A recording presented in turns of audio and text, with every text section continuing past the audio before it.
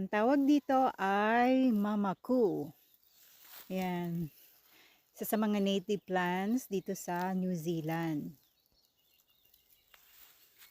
So, other term niya ay pungus.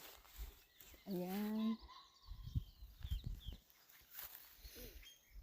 So, isa ito sa mga variety ng fern dito sa New Zealand.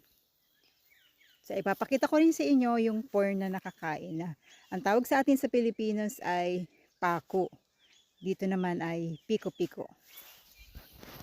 Ayan, pero medyo magkaiba na nga lang siya ng lasa.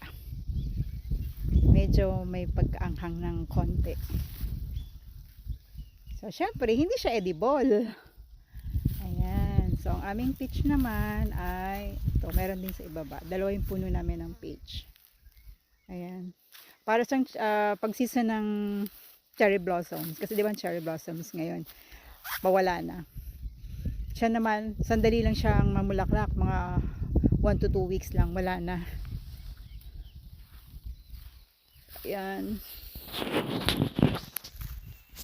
Tapos, super dami ng mama ko. Mamaya, pakita kay mama.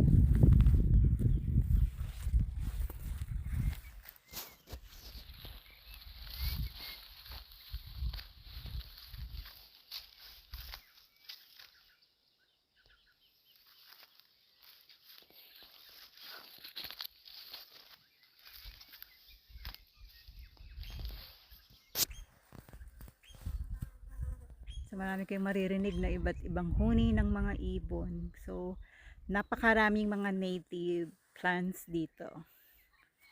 Yung iba nakita ko nga dun sa bahay ng friends ko, binili daw nila sa meter 10. So, dito, weed lang siya. So, ayan siya mga guys. Naku, check ko nga yung aking cherry guava. Ala, ba't tinakpan?